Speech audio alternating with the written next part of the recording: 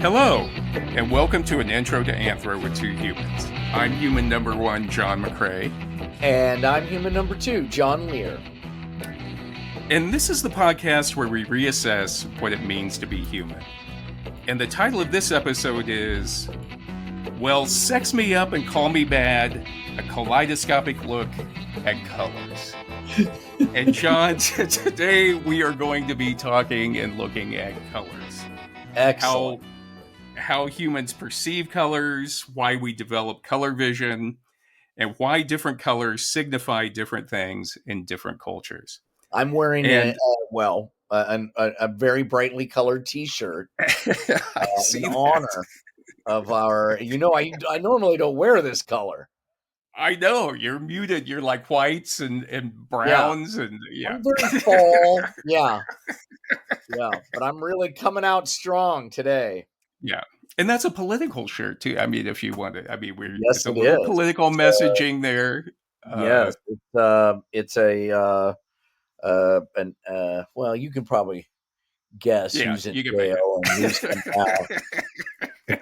Who's not going by go. So I'm in Chicago, so I get real political when I'm coming to you from Chicago again. When I'm in Chicago, man, I don't know. Look at you. Yeah. It looks like you're upstairs in that 2-story Chicago balloon frame house, I bet. Yes. It's an amazing, wonderful, classic Chicago house. I'm walking distance from Wrigley Field. It's very warm and humid out, and the locusts are, you might hear a few locusts in the background. It's a classic. Do you have the window open? Yeah. Is it? The air conditioning's on. It's hot, man. But you can hear them through the windows. I mean, those locusts are loud. Yeah, I miss those things. Yeah, it's like cool it, dude. Cool it, yeah, like, God damn. Yeah. I miss those. I forget that they in the Midwest you have the soothing. It really makes you kind of chill out at the end of the day. It's very nice. It's meditative. It kind of puts you in a trance when you go outside. Yeah. All right, John. So what we're going to be, I was thinking about colors and living in the modern world where we're surrounded by brightly colored clothing like you have on, and advertising and video games and cars, hairdos even, and food. We may begin to take colors for granted. Yes. And we may forget that we are living in the most colorful period in human history. That's right. It wasn't always like this. I know. For probably 30,000 years, it wasn't like this. Yeah. But thanks to advances in colored dyes and pigments in the mid-1800s, each time you walk into a grocery store or Walmart or Target, you are seeing colors that our ancestors may have only seen once in their lifetimes. Right. And the colors they saw wouldn't have been as vibrant as the colors you see in, say, a pack of Skittles or a box of Fruit Loops. That's great. And even if they did see these colors, they probably could have never afforded them because vibrant color was both rare and it was expensive. So like those Fruit Loops would have been served only on special occasions, probably at weddings or funerals. And if you had gone to school with Michelangelo, he probably would have traded the David to you for a pack of Skittles and a box of crayons. Yeah, he would. And by the way, you to serve Fruit Loops at my funeral. If you, I'm putting that out there now. So. That's what you've seen that she'll have a different appreciation for them. I think. Yeah. I was just. I was also thinking about you. I'm sorry. I was just at a funeral where the woman who died wrapped her coffin in bright stripes, like she was like a fashionista, and she had it was so great. It was so awesome. Oh, nice. What color were the stripes? Do you remember? They were some designer, Todd. God, I don't know. But they were like um, thin and thick lines of different colors. They were really Yeah. nice. It was really, yeah. It's some like branding for one of the one clothing designer, but can't remember which one. I want to Yeah. say Todd Smith, but I think that's the maker of a bunch of juggling clubs that I used to buy back in the day. So that Yeah. can't be right. But it was on the outside of the casket, you say? Yeah, On she the had it outside of the wrapped casket. just like a car. You can wrap a car. So she had the casket. Yeah. She had it in her will that she wanted it wrapped. She knew she was dying. Oh, She was, that's beautiful. That's yeah, beautiful. she was an awesome, awesome person. Yeah, she really was. Christina Dunn, who passed away recently. Yeah. Oh, R.I.P. that's nice. That's Yeah. nice. So anyway, and also I was thinking about the purple that you see. The purple that comes to mind for me is the purple that like a coworker wears for the Minnesota Vikings jersey during football season, and they wear it Yeah. every Friday. And there was a time in history where only the emperor of Rome could have been able to wear that jersey, for example. Yeah, you get your Because head at cut that off. time, right, right. Because Tyrian purple was so rare and expensive 2,000 years ago that only the emperor was allowed to dress in all purple. And probably with him at that time, just to show off a little bit, he probably would have worn like the bucket hat and the satin starter jacket as well, just to show how much money he had. Even the underwear. Uh, yeah. And according to James Fox in The World According to Color, in 301 AD, he says, a pound of the finest Tyrian silk was 75 times more expensive than saffron and twice as expensive as gold and 5 times the price of a healthy male slave. That's how expensive purple silk was at the time. 5 times more And if you're expensive than the slave? So it would have the been slave, 10 then times more expensive than me as a slave. Healthy now. I know. They probably would have had to give back some of the silk if they once you showed up. They'd be like, okay, all right.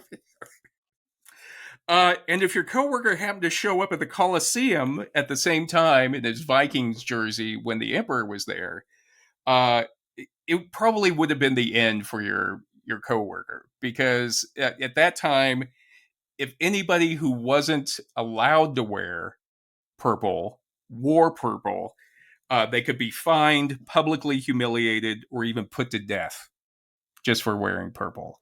God damn. Um, And as a so, Chiefs so think fan, about that. yeah. And as a Chiefs fan, we beat the Minnesota Vikings in Super Bowl 3, as everyone knows, or 4, I'm sorry. So, Yeah, wearing that purple in yeah. KC might end up with the same result. No, I was thinking about like during the Kirk Cousins time. It was kind of like the same way. They kind of like it was rough to be a Vikings fan at that time. I think it I was feel good sorry for times and bad Oh times. my God, Vikings Yeah, fans. I mean, the only thing they can hang yeah, their hat on is purple people eaters. That's it. yeah. Fran Tarkenton, still with Well, Fran Tarkenton. So yeah, I mean, uh, he was an I amazing I player. always they're still, I mean, they're up there with like the Buffalo Bill. Like, I love their fans and I'd love to see them make it back to the Super Bowl, but not too soon. Not too soon. I know as a Chiefs fan, there's still a part of me. I want to see you guys do it, but let me have a couple more. So Wow. um and that probably could, if you think about like even in Gladiator, like you could do Gladiator 3, where like a Vikings fan, like Ridley Scott's time travel tale, where a Vikings fan goes back and he has to, like, he gets imprisoned by the Roman emperor for wearing purple. You know what I mean? But, and then also, if you remember, for many years, the only colored telephone most people could afford was black. Yep. The only color car they could afford was black. Yep. The only color suit they could afford was black. And the only color or the only TV they could afford was black and white. You know what That's I mean? right. So it's like, It it was a was like you got twice dour, as many colors for that. yeah. It was a very dour period of you and I growing up. Right. Right. And even with the black and white TVs, like we forget, like it just of like all the shows, like with the grays, like between the black and the white, you would have the grays in there too. But it was very, there wasn't much excitement going on the screen at the time. No, no. And I think we don't appreciate the millions of years of natural selection and physical evolution that had to happen before our mothers could buy us a chartreuse green sweatshirt that we absolutely hated and that we made us physically ill. And we had, we wore to school only once in the 8th grade. And of course, chartreuse green, also known as chartreuse yellow, is a bright yellowish green that is named after the herbal liqueur that's made by the Carthusian monks at the Grand Oh, Chartreuse don't I Monastery in know it? France. There is still a bar in Chicago. I don't think it's around anymore. What was that bar that was all green? Do you remember that one? Everything about it was green. Anyway, Oh, no. can't think of a name of it. I'll think of it in a minute. I don't think it's around anymore. But I was kicked out for drinking way too much chartreuse. We did shots of chartreuse, and my date Oh, went into no. the girls' bathroom and did something in there that got me 86 from that bar for years after. Years. Just your tongue all green afterwards as you Oh, come out. oh God. She had green all down her dress, and it was just, Oh, oh, so you're familiar with the color. My mother, I'm actually referring to a sweatshirt that my mother found for me back in the late 70s on one of her many trips to Goodwill. yeah. And and it was a short sleeve sweatshirt, which always was kind of odd to me, like why somebody would make a short sleeve sweatshirt. No. Uh, and it was completely chartreuse. It was completely chartreuse with no logos, images, or anything on it. It was just a short sleeve uh, chartreuse green sweatshirt. That And, that and my person, mother, like the people who wear purple, that person should also be killed by the Romans. Whoever designed that. well, there was a reason, I guess, why it ended up at Goodwill. But my mother, uh, she thought it looked happy, quote unquote happy, and she thought I would appreciate its joie de vivre and élan of the shirt. And I remember one day I wore it to school, and I could just feel that chartreuse green like radiating off my cheeks and Mm. reflecting on the inside of my glasses. For example, so it just made everything like that whole day. Everything looked like I was looking through a chartreuse green cloud. You know, everything You had had a green chartreuse tint. sunglasses working there. Yeah, and I actually got I remember I got queasy and kind of pasty because of the color of the shirt, and I could see it out of the bottom of my eyes. You know, and I had a headache, and again, it was just like even my classmates would try to. I remember they tried to avoid me that day. Like when I go up and I try to talk to people, I was aware of them like averting their eyes away from me because of the chartreuse green shirt that my mother bought me. Um, and Oh, I by got the way, home. sorry to interrupt, but it's Max's Tavern on Sheffield. Max is That was the place. It was an all green bar that served chartreuse shots. I remember that. I remember Max's. Yeah, you should go down. I'm sure they've forgotten by now. Go down. Order two You chartreuse. get the fuck out of here. Give me a 3 fingers of chartreuse on them. um, anyway, but I went home and I never wore that shirt again. But I think that gives you a little idea of like the power of colors, because it Yeah. like physically made me ill. And my mother, of course, was disappointed about it. I remember she she took it back to Goodwill, donated it back to Goodwill, and and I just always imagined that shirt was just like hanging out there waiting for somebody. It was like the Annabelle doll. You know the Annabelle doll. It's just Right. like it's just That waiting. It's just waiting there sweatshirt, for somebody to. whoever wore that sweatshirt got a horrible headache and lost friends. Yeah, we should pitch that to Blumhouse. It could be part of a Yeah. new franchise of like The the sweat chartreuse sweatshirt, Yeah, I like it. I like that. the the chartreuse shirt, the awakening. You know, or whatever. But again, I think that gives you an idea of both the physical and emotional power of colors. And the reason I called this a kaleidoscopic look at colors is that there's no way we can cover everything about colors in one episode on this No, one. There's just too much. but And we're gonna and the try. We're more gonna try, right? yeah, we're gonna hit some highlights. The more I researched this one, the more fascinated I became. I just kept taking more and more notes. I finally was like, I gotta cut myself off on this one. Uh, but the thing is, some people do. There's a few different ways the books I was reading would cover colors, and some people would try to go. They give a brief overview of color vision, and then break out the information to a history of each individual color, some of the high points of each one. So I may post some of that stuff on our Facebook or on our Instagram or even our Substack. Now we're on Yeah. Substack now as well. Way to plug the Substack. so we will hit as much as we can. But when I was thinking about how to organize this show, I thought of a kaleidoscope. And as the Encyclopaedia Britannica says, a kaleidoscope is an optical device consisting of mirrors that reflect images of bits of colored glass in a symmetrical geometric design through a viewer. The design may be changed endlessly by rotating the section containing the loose fragments. Then And they're the name great is when you're stoned out of your mind. right, right. And the name is derived from the Greek words kalos, meaning beautiful, eidos, meaning form, and scopain, meaning to view. So beautiful form to view. Think about that next time you're stoned looking at that thing. Yeah. Whoa, you're blowing my mind.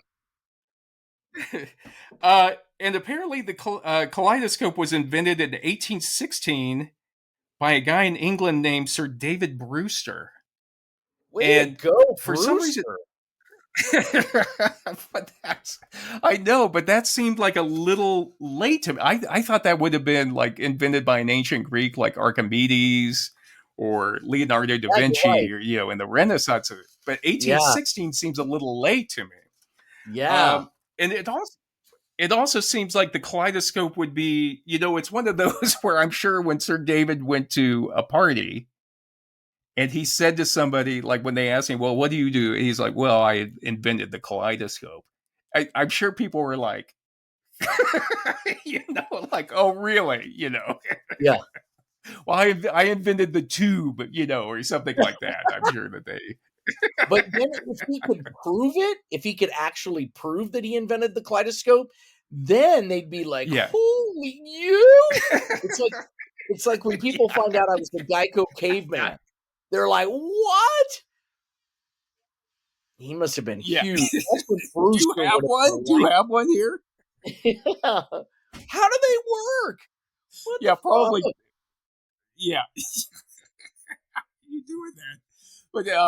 But I'm sure it was just like, he probably had to carry one with him all day. Well, I mean, before television, they had to get out the kaleidoscope.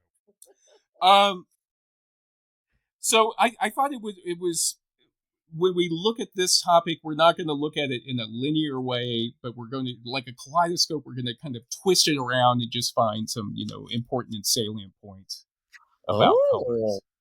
So, Okay. Wow. There's a lot and under the covers on this show.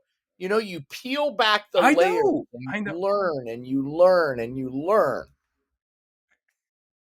But now you get to see the skeleton of it all, Uh-huh. the bones of The the bones. beast. Excellent. Excellent. Uh, and this topic actually came to me from my wife, Mary, who several months ago asked, "Why do colors mean different things in different countries?" was Mary's question. Okay. And in fact, she may have been thinking out loud because when I told her I was doing her episode on colors, she had no idea what I was talking about. she, Like, what? I don't yeah, she was remember. like, "What? My but I swear I heard it. And, I wasn't going to let that question go unanswered. So, Mary, if you weren't asking me this question about colors, it's too late. We've already done Yeah. an episode on it, and Yeah. it's been attributed to you. So, Yeah. enjoy the socks. And real quick, John, just an aside, the title of today's episode is a reference to the 1990s R&B group Color Me Bad with two Yeah. D's. I And their don't remember. 1991 hit, What's the hit? What is the hit? I Want to Sex You Up. I Want to Sex You Up. Right. Oh, right. Yes, that's the hit. Yeah, I vaguely remember that. I'm gonna have to, once we get offline so I don't break any copyright rules, I'm gonna have to listen to that one. You can't hum us a few It, bars, can you? no, well, I mean, you'll get it. You'll get it. It'll come back to you.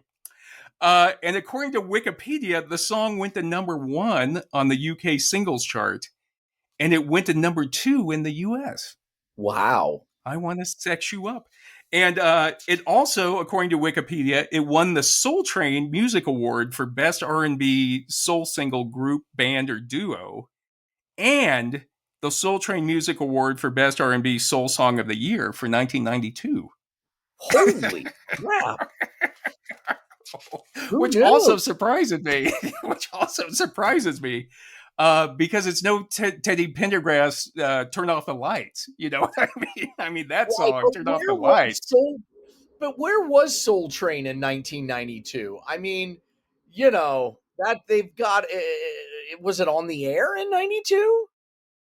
Yeah, it was still on the air in 92, and they were still doing the awards for it. But yeah, it's like Wikipedia notes that a reviewer for Cashbox magazine, which used to be like the Billboard back in the day, Right. when they were talking about I Want to Sex You Up at the time, they said it was, quote, naughty and suggestive, yet not particularly explicit. Uh-huh. So, Yeah. That's like I mean, when Teddy you mow, Pendergrass, it's like you. yeah, it's like when you mow a lawn and you mow around just around the edges. That's all it did. Sex you up. It just mowed around the edges. Yeah. Yeah. I was gonna say Teddy Pendergrass, you had to get you had to smoke a cigarette and get a pregnancy test after listening to his song, Turn Out the Lights. That thing is Yeah. and I have to admit, when I first heard back in the 90s, I heard I Want to Sex You Up. I wasn't really that into it.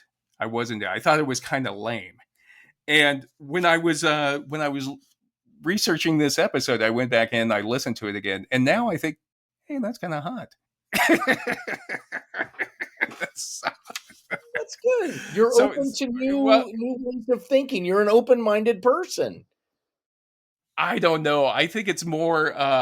It's the 25-year-old me didn't think it was that. The 25-year-old me who could actually sex you up. That thought it was kind of lame, but the 60-year-old me who's like may or may not sex you up is Oh. now thinking it's kind of hot. So, color me bad. Don't think don't think it's you're on the verge of a comeback. I mean, it's this is just some old guy who suddenly listened to it 30 years later who's like, hey, that's kind of hot. That's Not kind of hot. bad. Not bad. We should play it at old folks' homes and see if there's an uptick in their like life expectancy after that. So enough of this. The intro. Let's go ahead and get started on our discussion about colors. In his book, The World According to Color, James Fox quotes the French painter Paul Cézanne, who said, "Color is the place where our brain and the universe meet." Ooh. And and Really? I think that's Wait, yeah, that's the place where our brain and the universe meet with color? I right, don't right. know. I'm gonna put an asterisk by that one. Well, I think it's a beautiful quote because, first of all, color really does make the world more interesting. Obviously, that's why we don't have. You can't even find a black and white TV anymore. I don't think. No. Uh, and also, humans just love colors. They just love colors. And I think that that quote by Cezanne is also appropriate because, from a physics standpoint, color really is a product of the interaction between the universe in the form of electromagnetic energy or light and our brains. And when trying to explain color, Fox notes that many people have tried the common sense view that color is an objective property of things or of the No. light that bounces off them. Yeah. It is not and, objective. and he says also, others argue that color doesn't inhabit the physical world at all, but exists only in the eye or mind of the beholder. And Right. they say I there agree is with no that. such thing as color except for the people who see it. So that's what you're saying. You're Yes. saying it's Yeah, and who knows if you're seeing the same orange that I'm seeing. You're seeing your orange, I'm seeing my orange. We just agree to call it orange, but that doesn't a dog doesn't see orange apparently. They see black and white and red, I guess. I don't know. But yeah, yeah. I agree with that. Well, that's what Fox ultimately says. He goes, both positions are in a way correct. In other words, color is both objective and subjective. Oh. And so to go into a little more detail about that, to say what color is from an objective perspective, we start with light. And because Fox says without light, there is no color. And if I Yes. was doing this show, this lecture in a theater, now is the time that I would cut the lights dramatically. Oh, all right. If anybody's watching this on YouTube, shut it Turn down. it out. Yeah. Turn it out. And then I would slowly bring up the gels, different colored gels, Oh. to show the effect that light has on our perception of color. Ooh, Uh, nice. but unfortunately, we're not in a theater. We're not in a theater. Yeah. So I just want to mention, I read a lot of great explanations about how light and our brains come together to make color, or what we perceive as color. And the explanation I found in James Fox's book, The World According to Color, was the easiest one for me to understand. Okay. And so it may have been because I'd read so many other explanations of it that it finally clicked for me when I was reading his. But I just want to say that I'm going to rely upon his explanation of color heavily in this next section. And Okay. his book, and also Victoria Finlay's book, Color: A Natural History of the Palette. And between those two sources, I think we'll end up with a pretty good understanding of how color works. I Um, trust you implicitly. Implicity. okay, but I have if you go on to the Podbean site, you'll get the full list of references that we use, Yes. and you'll get And we also yeah, post those on our YouTube. We post them everywhere. So yeah, yeah, yeah, those references are out there. We like to give credit to the people we're right, talking about. That's important to us. exactly. Mhm. Uh, very academic that way. I think we're very academic that we always cite our sources. Yes. Well, So going up, you're so Fox notes you're the that one who cites all of our sources. Yeah. yeah, you do too. You do too. I just So I Fox just notes that copy and paste them into the proper box on yeah, when we post an episode. But it takes two. It takes two. Yeah. Don't sell yourself short. You're doing it. You're doing it. So Fox notes that light belongs to a vast spectrum of electromagnetic radiation, which varies by wavelength and frequency. Or as Victoria Finlay says in her book, everything in the universe, whether it is classified as solid or liquid or gas or even vacuum, is shimmering and vibrating and constantly changing. And that's before you even drop acid. So, damn. And I myself like both of these descriptions, that everything around us is actually a product of energy, and that energy is shimmering and vibrating and constantly changing. I love that. That makes the world much more interesting to me. And Fox says that at one end of the electromagnetic spectrum, gamma ray wavelengths are 100 million times shorter than a millimeter. Okay. 100 million times shorter than a millimeter. At the other end, extremely low frequency radiation wavelengths are tens of thousands of kilometers long. Damn. Okay, so you go. And he says that this electromagnetic radiation is responsible for everything from the x-rays we get at the dentist's office to ultraviolet radiation that gives us sunburns to infrared heat in our back massagers to microwaves in our kitchens to radio waves. So all of that energy are electromagnetic radiation. Yes. And they're all on that spectrum that if you hold up, it's like Pink Floyd's album. You know? You hold up a crystal and that white light breaks up into that spectrum. And that's what we're talking about. That is. So, and again, in the middle of that spectrum, there's a small band of radiation that's visible to us, and that band is called visible light. Yeah. And Fox says that even though it makes up only visible light, you know, visible light around, just say it's visible light. Thank you. I'm sure they tried to come up with something clever, and it was like, no. Just no. I keep going back the whiteboard. We keep workshopping it. Put it to the table. And, at a certain point, they just ran through the B's and said, like, you know what? Let's just call it visible light and move on. We'll just move on. So Fox says, even though it makes up only 0.0035% of the electromagnetic spectrum, visible light is responsible for all the colors that every human has ever experienced. Okay, so at a wavelength of about 400 nanometers, and there are a million nanometers in a millimeter, ultraviolet blossoms into violet, then bleeds into blue, then green, yellow, orange, and red comes in at about 610 to 700 nanometers. And then it slips into infrared and heads out of sight again. Okay, yeah. So... and in addition to that, Fox says that light is made up of little packets of energy known as photons. Okay. And he explains that all materials have different structures which interact with photons differently. So some reflect much of the light back and thus appear white. Others absorb much of it and appear black.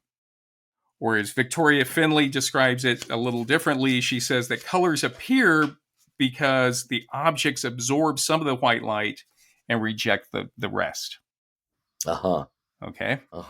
Yep. So when we see an object that looks green, what we're actually seeing as green is the object absorbing all the colored wavelengths except the green wavelengths. Right. And that's the one that it reflects back, and that's what we see. Right. And so Fox says, my orange shirt, it's somewhere closer on the towards the infrared part of the spectrum. Orange. I don't know where orange falls, but anyway. It's over by the red. It's like 590 to 630 nanometers. But the thing is, that shirt is actually reflecting back the orange. Right. It's absorbing everything except orange. Yes. And And that leads Fox to say, in nearly all cases, objects paradoxically take on the color they don't possess. If that makes Wow. sense. Wow. The one that their surface reflects. And Victoria Finlay says, when our eyes see the whole range of visible light together, they read it as white. When some of the wavelengths are missing, they see it as colored. And in other words, she says a red tomato is actually one that contains every wavelength except red. so, so, so using your shirt as an example, John, your shirt is even though we're seeing it as the orange, it is everything except orange. So let's just call this except orange. Yeah. And Finlay says a good way of looking at color, therefore, is that instead of thinking of something being a color, we should think of it as doing a color. but we're not done yet. And as Fox says, that in order to produce color, we need light. And what you mentioned already, John, too, you said we need a perceiver. And that's where we come in as the humans. Yes. And some of that light that's out there in the universe finds its way into our eyeballs. And in our eyes, Fox says, we have about 100 million photoreceptors. And the majority of these photoreceptors are rod cells. I knew we were going to get to the rods and cones. I knew that was coming. It was on its way. So the rod cells are sensitive to light and distinguish between light and dark, but they don't see color. And for color, we have about 4 to 5 million photoreceptors called cone cells. And according to Fox, most humans possess 3 classes of cone cells. We have S cones, which are sensitive to short wavelengths of electromagnetic energy. M cones, which are, sensitive to medium wavelengths of electromagnetic energy. And we have L cones, which obviously are sensitive to long wavelengths. Whoever is naming everything in this world with the visible light and the M, L, and S cones, very literal. And I just want to point out that I wish more scientists went down this road. It's easier for us to understand. Yeah. Thank you. Thank you, Although I have to admit, I have to admit, when I was taking notes, I was writing down like S cone. I wonder what that stands for. And it was like, oh yeah. It all dawned on me. I had to read 3 books about it before it dawned on me. Just crazy that our eyes have these cones that are, it's amazing. Isn't it just amazing? 100 million photoreceptors in our eyeballs. It's so crazy. The numbers astound me. And so Fox says that all cones contain a pigment molecule consisting of a curved chain of amino acids. Okay. Those amino acids do a lot. Amino acids are all over the place. I know. And so when a molecule absorbs a photon in our eye, a double bond snaps, causing the chain to straighten and the molecule to change shape.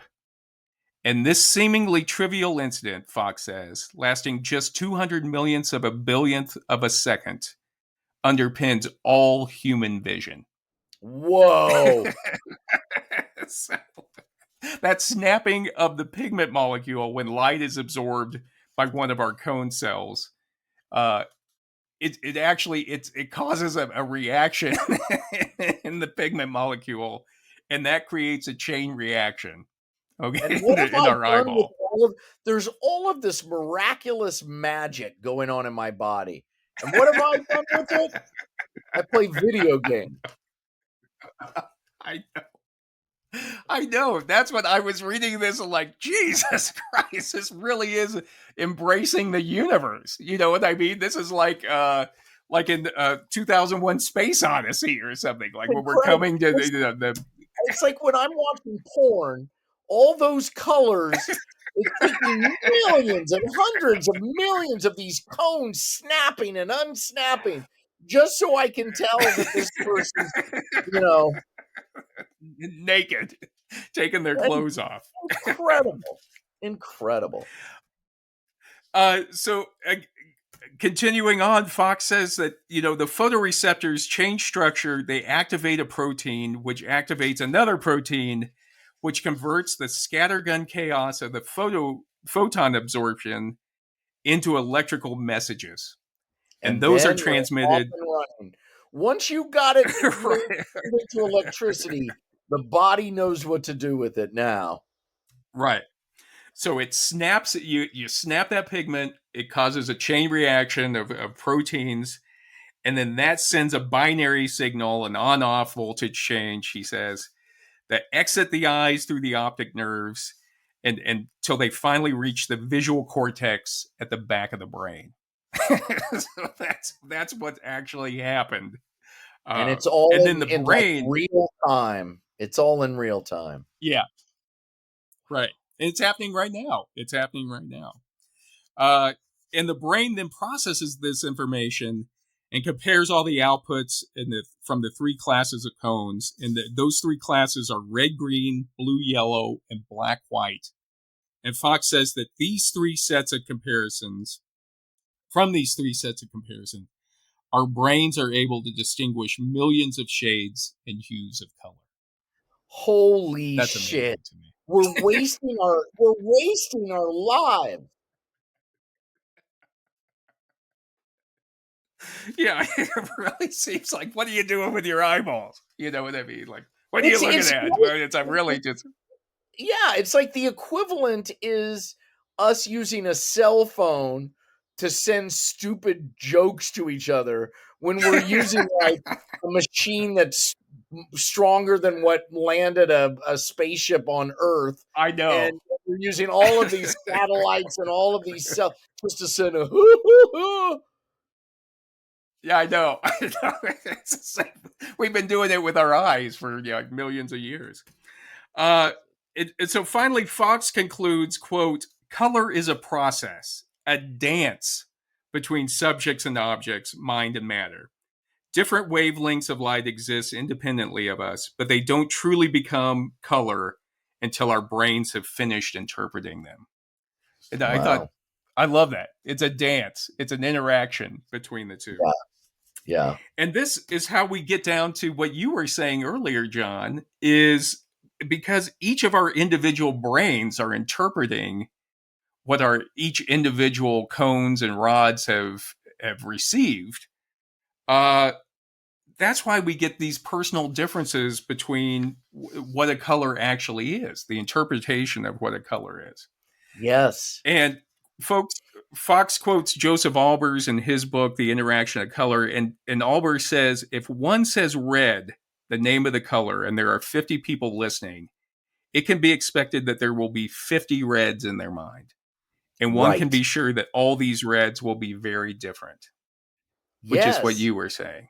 Because of the angle, the way the light's hitting it, the way your brain interprets it, all of it, all of it. It's amazing that we can agree on anything, really. I know we have to, there has to be some overlap there for, but Fox even mentions that, if someone had a defect or a mutation in one of these cones or, in one of these pigment molecules, it would affect the way they interpreted a specific color. And Yeah. he says that roughly 8% of men lack one or more fully functional cone type and perceive fewer colors than other people. Yeah. And a small number of women are thought to possess a fourth cone type and thus an extra dimension of color experience. Whoa. So some women are thought to have even more cones. And in the article Over the Rainbow, How Culture Shapes Color, Nicola Jones says that some people are born with genes for both a normal set of L cones, which are the long wavelengths, and an altered set. And these are called tetrachromates, who effectively have 4 types of cones and thus seem to see colors slightly differently. They are sometimes called super seers. Whoa. Some people, yeah. Yeah. We need to get Uh, one of those people on whereas, the show. We need to but then I again, it's know. so subjective. What will we talk about? They're like, I see it differently than you, but Yeah, yeah. I know. But isn't that amazing? They're seeing like some sort of enhanced color more because they have four sets of cones, Right. But four they have sets of no different types of pigments. right. But they have no clue that they are because it's all subjective. It's just what they see and what we Right, see. right. Uh, and Jones notes that some people, have a defective or missing short, medium, or long cone, and each variant comes with a different set of impacts on color vision. So the most common, a defective medium cone, causes red-green color blindness. So that's pretty Yes. common. I'm sure Our if friend people see it, Jim but that's has coming that, from a.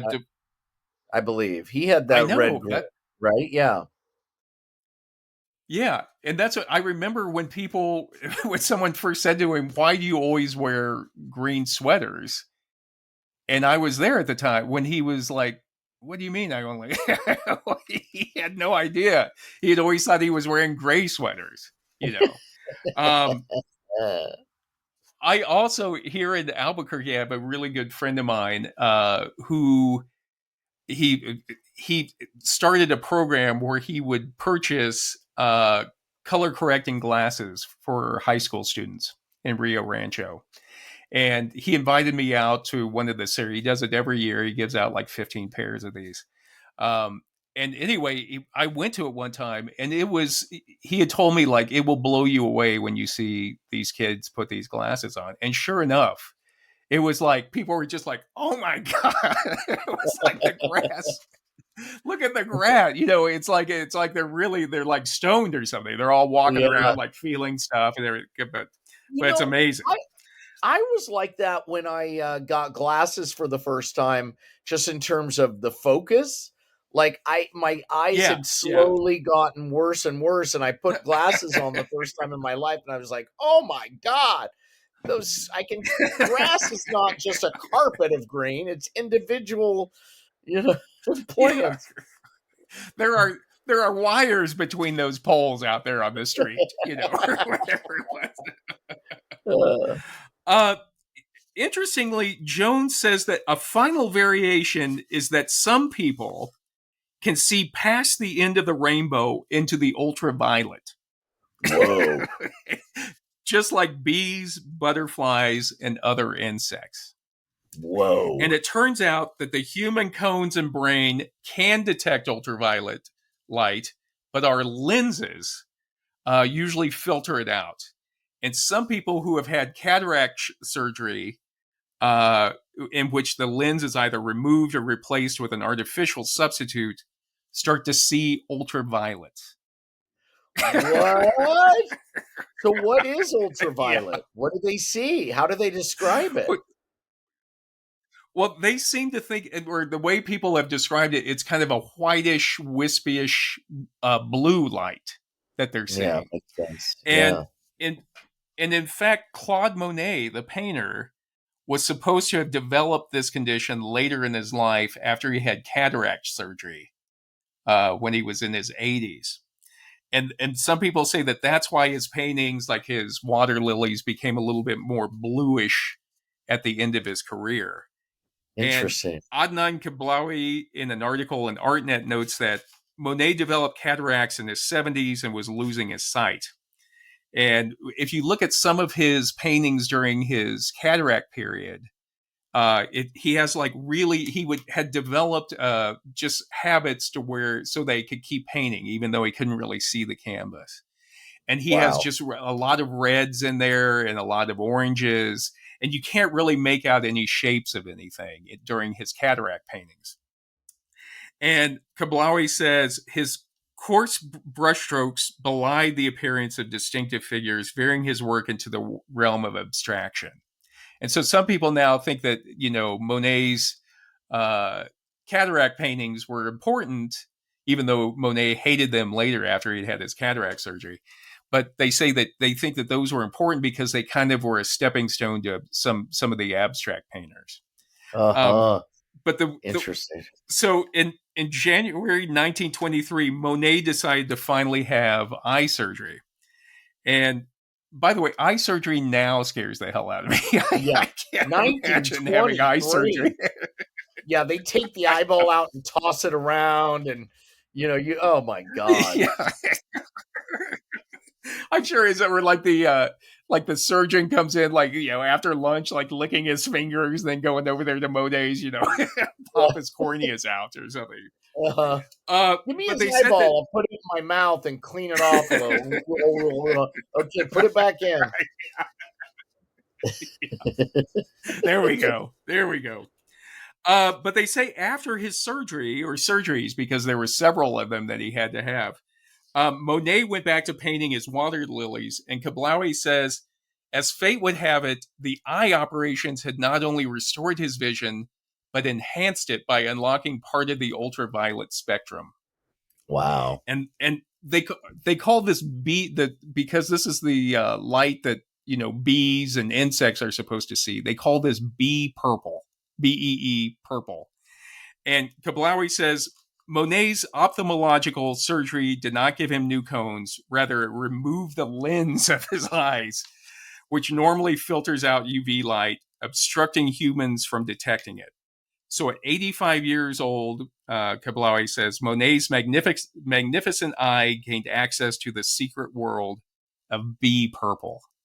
And if you look at the works that Monet that's did from freaking me out. No. If you look at the works that Monet did from 1915 to 1926, which includes the water lilies, you will see that they have a very interesting use of purples and indigos, which Monet wasn't using during his cataract period. I'm thinking, it's possible they just forgot to put the lenses back in. I don't know. I mean, like, hey, what's this? Yeah. Oh, Jesus. Yeah. Throw it away. Yeah, just get a Kleenex and throw it away. Like, you just see him like a couple after he's already walked out, you look down and you see like a couple of shriveled up corneas there on there.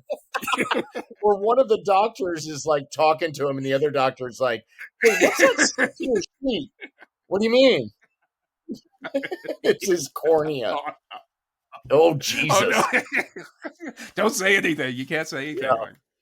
Yeah. I was thinking, it reminded me of when my mom had her cataract surgery. I remember asking her how she liked it. And she had mentioned that, my mom, she's like, well, I always thought my walls in my apartment were beige. It turns out they're white, so she'd actually, it's kind of the same thing, I guess. At least. Yeah. And it also kind of reminded me of, remember those X-ray spec glasses you used to be able to buy in the back of comic books? Yeah. They'd always show the guy like looking at his hand, with the X-ray specs on. You could see his bones. And there was always like a voluptuous woman behind him, with the implication that you could see through clothes. Yeah, that's why everybody bought them. Because we're all fucking twisted people who waste a miraculous brain and body and turn it into just wanting to see through dresses. I know. Jesus. Well, I looked up on a website called Nostalgia Central, and they're very funny. And they said that the original X-ray specs put a feather between two layers of cardboard, and that refracted the light and gave you the idea that you were actually seeing through seeing the bones inside your hand. That's genius. And and Nostalgia Central had a funny line. They said, quote, sadly, when used in the playground, you simply saw through the claims in the advert and realized you'd wasted a week's pocket money to look like a gullible pervert.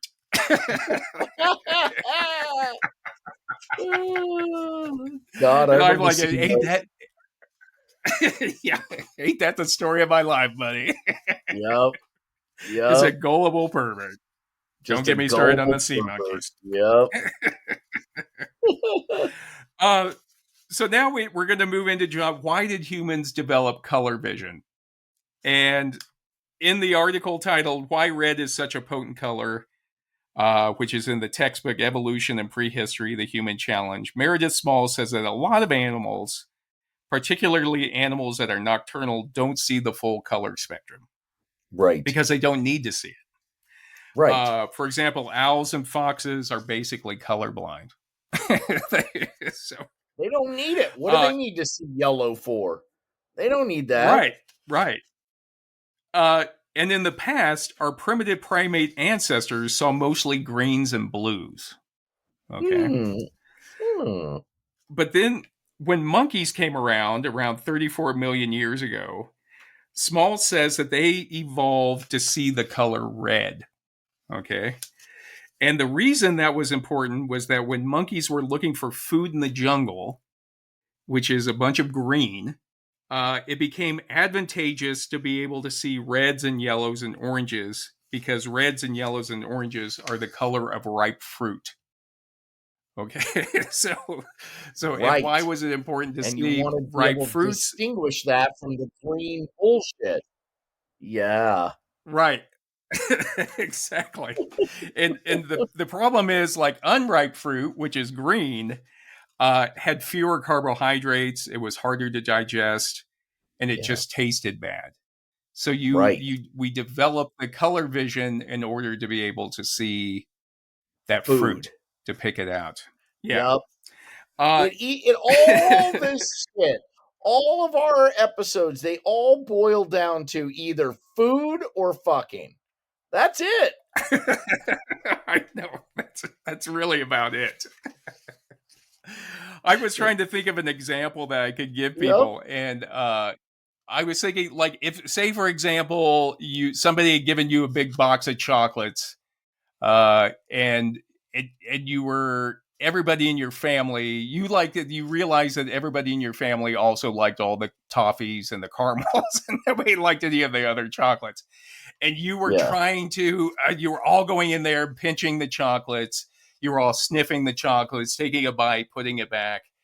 And there'd be a lot of competition for the toffees and the caramels. And I was thinking, if you had a mutation, imagine that if you had a mutation that you could see all those wonderful browns, and you could tell a difference between the coffees or the toffees and the caramels that your family couldn't, then you could go in there and you could just pick out the toffees and the caramels immediately. That'd be amazing. And so that's kind of what yeah. So that's kind of an analogy to think about what was happening. It's like our ancestors developed this just to give us an advantage to go out there and get the ripe fruit away from all the other competitors that were out there. So, all those cones, all those rods, hundreds and hundreds of millions, just to find an apple. Jesus. Just to make it easier for us to do it. And so then, now let's go ahead and we'll turn the kaleidoscope one more time, John, and we'll talk about another important event. Another important event in color history. And you mentioned it kind of already. And that was in 1666, Sir Isaac Newton performed an experiment which seems rather simple and obvious now, but was revolutionary at the time. And that was when he took a prism and he held it up to a little beam of sunlight. And what happened was it broke up all of those different colors that make up sunlight, the white light of sunlight, into all of those different colors that we see in the rainbow. But what was even more important for what Newton did is he put another one in between the first prism, and he was able to put them back together again. And apparently that's what kind of astounded everybody. Not that the first prism broke them apart, was that he was able to turn over the other prism and put all of those beams back together into white light again. So it was, and to me, I just imagine him like sitting in his dorm room at Cambridge or whatever, just like, hey man, it'd be like, all he's missing is a bong and a Doors poster or something. You know what I mean? But Dude, look what I've done. This is going to freak you out. Right. And so it took him, like, he did that in 1666, and then it took him until 1704 to publish his book called Optics, where he explained what had happened when he had done all this. And as you mentioned already, it's like that's basically what you're seeing on the Pink Floyd album cover. It's like, is that prism breaking up? Yeah. Yep. But Which the reason I bring this up is that you can time. Everyone knows you can time the album Dark Side of the Moon to the Wizard of Oz. Yeah. And when it goes from black and white to the Wizard of Oz, and then it goes color when she's on Oz, the music times to that perfectly. And yet on the cover of the album is a prism breaking up light. I mean, come on. It gives a whole another dimension to think about when you're watching that. It's freaking me out. I didn't even think about it. My toes and rods are on fire right now.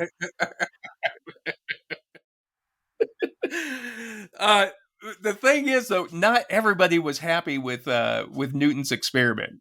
Okay, with his findings. So what was a great discovery? So Finlay says that the poet John Keats later supposedly said that Newton had, quote, destroyed all the poetry of the rainbow by reducing it to prismatic colors. So, in other words, for thousands of years, color and light had been the exclusive domain of poets and painters and writers. And now here come the scientists encroaching on the artist's turf. Yeah. So, and what they were trying to do, you know, if you think about all that, here they were at all the artists were at parties and like trying to pick up women, and all that the scientists were like, no, no, that's not what happens with light, with sunlight. And Keats' complaint is actually found in the poem Lamia, Part 2, where he says, philosophy, and in that he means science, will clip an angel's wings, conquer all mysteries by rule and line, empty the haunted air and gnomed mind, and unweave a rainbow. And by him, and that's what he was meaning by, like, you had taken all of the poetry out of art by unweaving a rainbow, is what Keats meant by that. That's exactly what he did. He did unweave a rainbow. That's so cool. Yeah. And then he wove it back up. So it's amazing. Yeah. Okay, so one last thing, John, we're going to talk about is how culture plays a role in our perception of color, and how sometimes culture can lead us down the wrong path in terms of the physiological conclusions. And in the book, Through the Language Glass, Why the World Looks Different in Other Languages, linguist Guy Deutscher says that for the past 150 years, there has been a war between the proponents of nature and of culture when it comes to color. And Deutscher adds that this is because in meddling with such a deep and seemingly instinctive area of perception, culture camouflages itself as nature more successfully than in any other area of language. So what he's saying is that a lot of things that people think is nature when it comes to color is the culture coming through. And that's not to say that culture doesn't camouflage itself as nature and other things. He's just saying that in when it comes to color, it camouflages itself very well. And he tells a story about how back in the 1800s, before he became Prime Minister of Britain, William Gladstone was an expert on the works of the ancient Greek writer Homer. Okay.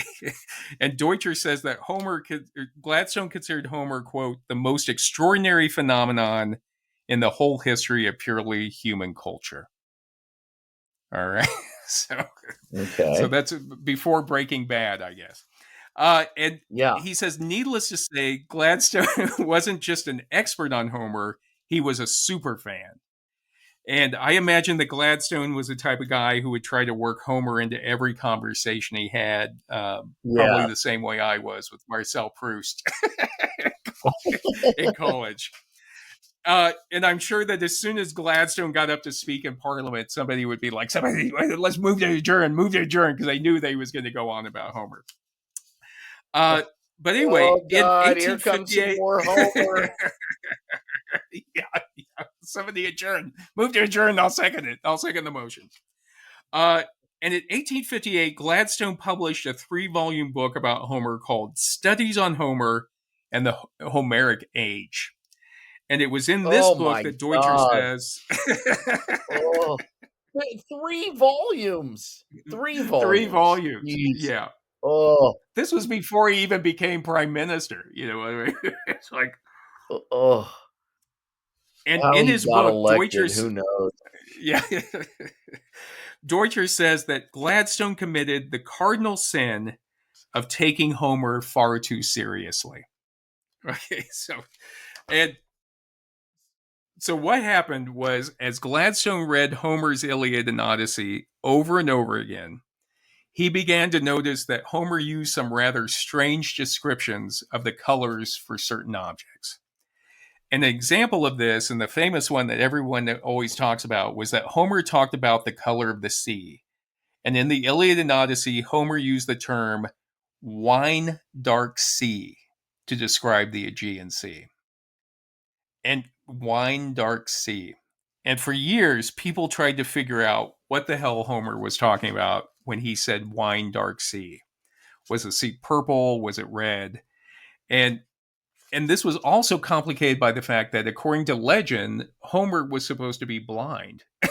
So people were like, what exactly is Homer even seeing out there? You know what I mean? Yeah. So when it came to the description of the wine dark sea, Deutscher says that the most common answer was to suggest that Homer must have been referring to the deep purple crimson shade, such as a troubled sea has at dawn or sunset. So people tried to, or Gladstone even tried to explain what Homer was talking about by coming up with a physiological reason, something that exists out in the real world. And but Gladstone wasn't done yet. He also noticed that Homer uses the words for black and white more than any other color terms in all of his works. So this led Gladstone to the only conclusion that he thought he could draw, and that was that the ancient Greeks had to be colorblind. So, yeah, because he was like, Homer's using black and white a lot, and he talks about the wine, the wine red sea. Uh, so that was his conclusion, was that the ancient Greeks were colorblind. And Gladstone's work was followed up in the 1800s by the work of Lazarus Geiger, who was also an expert in ancient languages. And Deutscher says that Geiger noticed that it wasn't just Homer who had weird color terminologies in all the ancient languages. He said that there were many of ancient languages that didn't have a word for the color blue. And so not only that, Geiger said that the words blue in a lot of languages seem to have evolved from words that originally meant green or black. Wow. And so Geiger said that all of these languages seem to follow the same general progression from the words meaning green or black to words meaning blue. And therefore, Geiger concluded that the only explanation is that there must have been some anatomical reason why ancient people couldn't see all the colors we see today. And Geiger himself never tried to explain what that reason was. He kind of left it up to all the biologists out there, But the thing is, this idea that ancient people were colorblind kind of caught on for a while. And even Alfred Russel Wallace, who was a scientist who came up with a theory of evolution by natural selection along with Darwin, he argued that colorblindness in people today must be a remnant of some physical trait that all humans had at one time. And it wasn't until 1878 when a biblical scholar named Franz Delitzsch wrote what seems obvious to us now. And Franz Delitzsch? Delitzsch, Delitzch. Wow. Delitzsch. That's a great name. And he said, Deutscher notes, or Delitzsch wrote, "We see in essence not with 2 eyes, but with 3, with the 2 eyes of the body and with the eye of the mind that is behind them. And it is this eye of the mind in which the cultural, historical, progressive development of the color sense takes place." In other words, the brain and culture also play a role in our perception of color. We're learning how to see color differently over time. Right. But it's all through culture. It's culture. And so what they did is in the late 1800s, linguists and anthropologists finally started to see that there were still languages in the world today that did not distinguish between different colors like we did in Western Europe. Wow. And it was not because they were colorblind. So, for example, in North America and Africa, there's certain indigenous languages that don't distinguish between green and blue. They use the same word for what we would consider to be 2 separate colors. James Fox notes that in Russian, there are 2 separate words, Goluboy for light blue and Sinij for dark blue, which are considered 2 separate colors in Russian culture, but what we would consider 2 shades of the same blue. Interesting. And then there's also the Tiv people of West Africa have 3 basic color terms: black, white, and red. And the Baruar tribe of Australia divide the rainbow into light or bright, or dark and dull.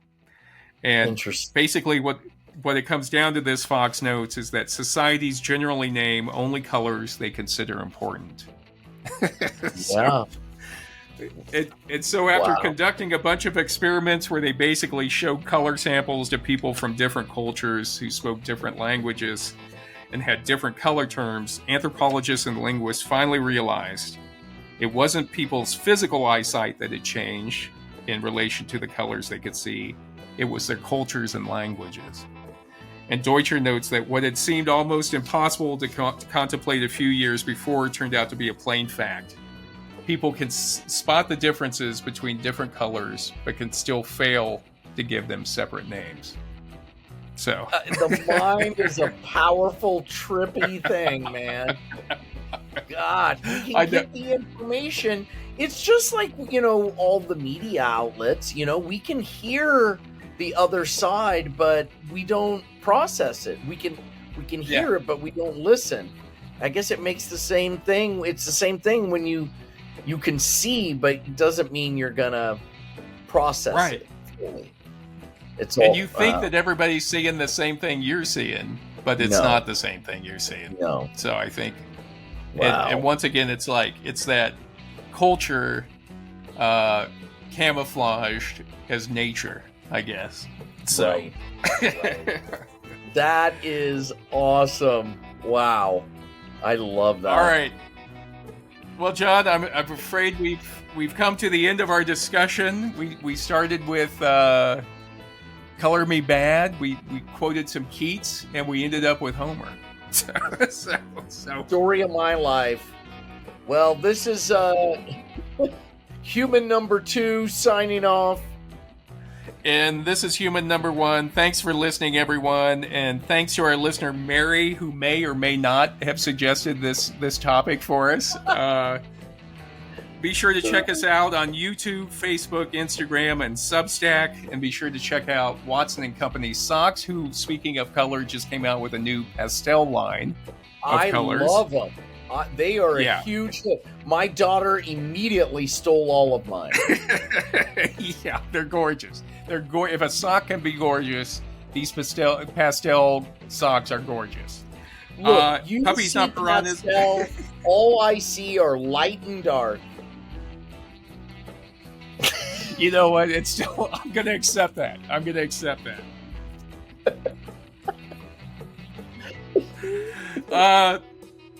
we also have Puppies Not Piranhas on Etsy, and also thank you to American Karma and Media Room on Substack for all their help in getting us set up on Substack.